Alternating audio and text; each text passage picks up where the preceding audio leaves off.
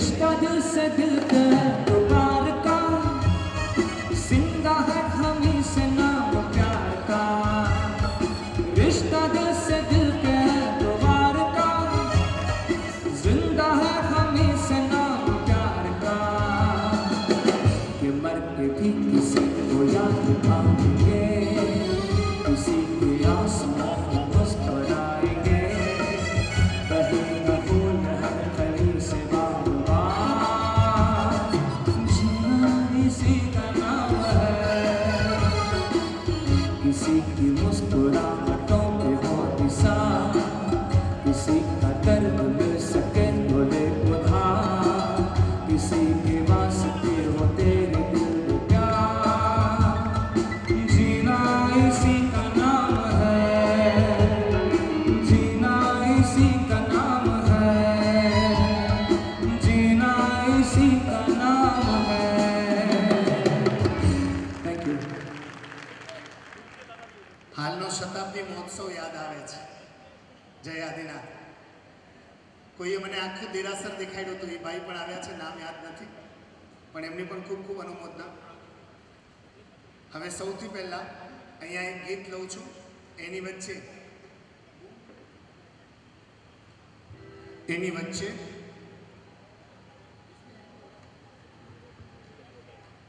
જે લોકો ચોવિયાર કરતા હોય એ લોકો માત્ર ચોવિયાર કરી આવે ગરમ પાણી જે લોકો પીતા હોય એની પણ વ્યવસ્થા છે એનો પણ ઉપયોગ લઈ લે આ ગીત પછી આપણે દીપ પ્રાગટ્ય કરાવશું જયંતભાઈ જે વ્યક્તિઓને દીપ પ્રાગટ્ય માટે જોડવા છે નામ નહીં લઈએ જેટલા વિભૂતિઓ હાજર છે બધાની સાથે અને ત્યાર પછી પ્રથમ વડીલ વંદના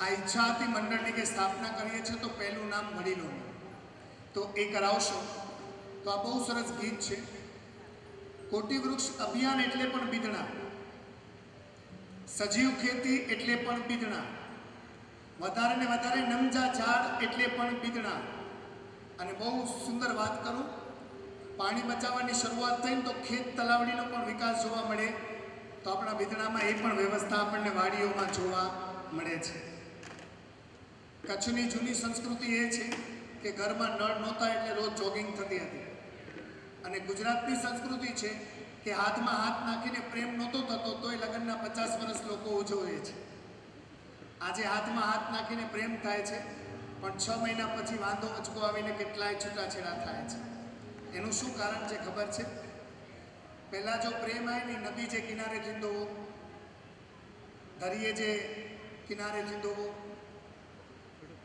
તળાવ પર કૂવા પર સરોવર પર પાણી ભરવા જાઓ ત્યારે થઈ જતો હતો આજનો પ્રેમ છે ને મોલમાં થાય આર મોલમાં પ્રેમ થાય અને સિટી મોલ બાજુમાં ખુલે તો આર મોલની વેલ્યુ ડાઉન થઈ જાય તો આર મોલમાં જેટલા લોકોએ પ્રેમ કર્યો એ લોકોની બધી વેલ્યુ પણ પહેલાંનો પ્રેમ બધો પાણી આગળ થયો છે એટલે પાણી છે ને મૌન હોય છતાં પણ પાણી કે મારા કિનારે આવે મારી પાસે તમે ગ્રંથિએ લગ્નની જોડાઓ છો તો પાણીવાળા જ બનજો પાણી છૂટ્યું છૂટતું નથી તમે પણ તૂટ્યું તૂટતા રાજેશ ખન્ના શર્મિલા ટાગોર નદી કિનારે બેઠા હોય આઠાણાના ચણા ખાતા હોય દૂરથી એક નાવડી જતી હોય ને એક નાનકડું ગીત આવતું હોય કયું ખબર છે હો માજી રે નદિયા કિનારા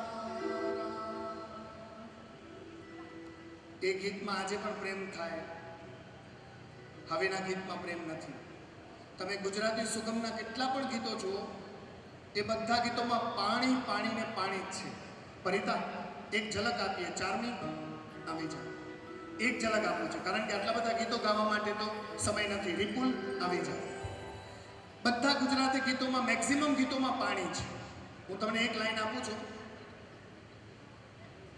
સૌથી પહેલા ધ્યાનથી સાંભળજો પહેલું ગીત એક લાઈન આપું છું સાંભળજો જય હો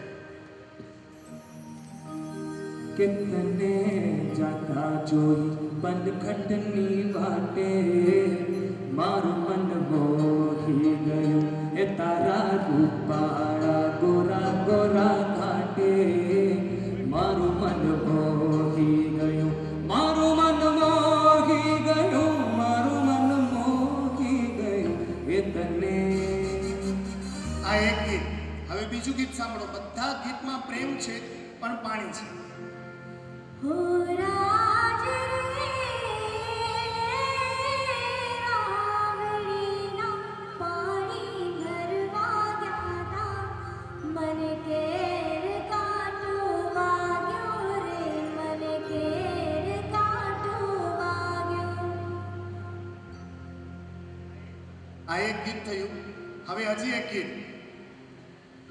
પાણી ગયા તારે તેની અમે તળાવના રે, પાણીથી લપસવા પીડા મારા નંદવાણા રે. આ 3 ગીત થયા. હવે એક ગીત તમારી સામે રજૂ કરે છે.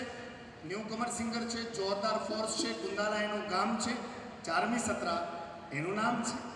વડીલોના આશીર્વાદથી આપણા કચ્છની ગામની ઘણી બધી સંસ્થાઓમાં ફ્રી સેવા માટે બહુ પ્રખ્યાત થઈ ગઈ છે. એને કહો એટલે ના ન પાડે, કારણ કે એમને વડીલોના આશીર્વાદ છે. પાણીવાળું હજી એક ગીત 4મી સંભળાવશે. 1 2 3 યો.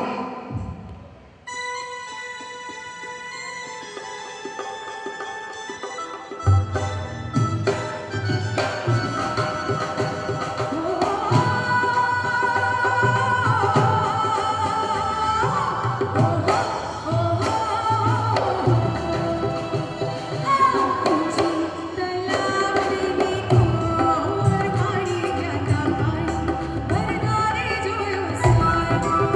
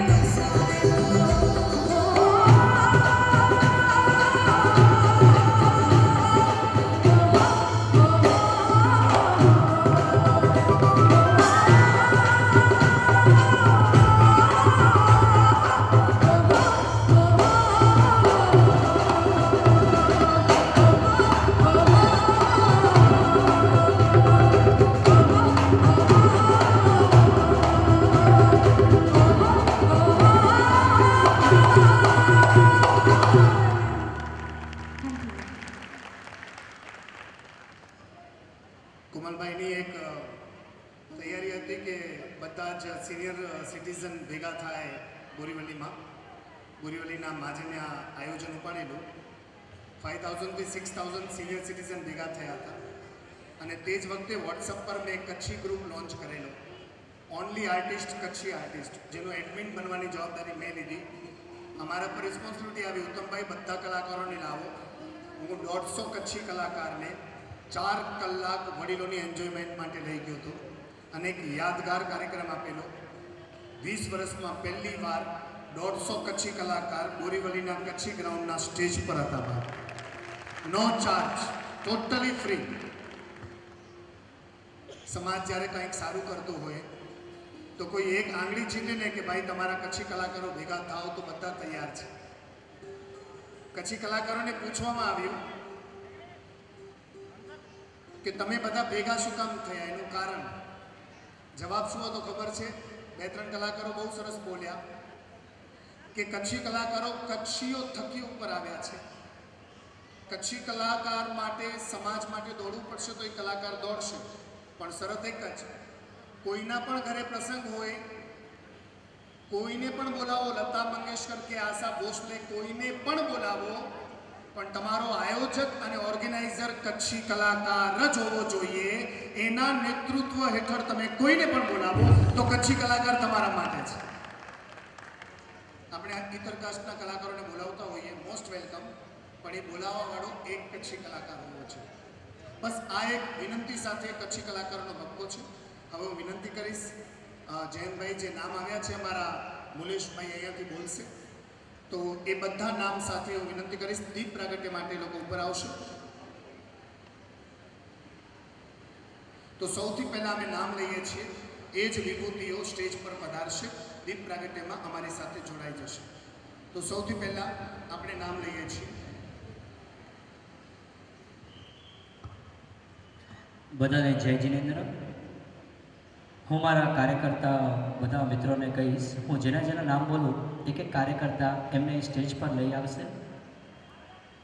દીપ પ્રગટાવવા માટે શ્રીમાન શ્રી કલ્યાણજીભાઈ કાનજીભાઈ ફુરિયા, શ્રી કોમલભાઈ છેડા, શ્રી દિનેશ હર્ષી નરસિંહ ડેડિયા, રમેશભાઈ વલ્લભજીભાઈ મુરજી,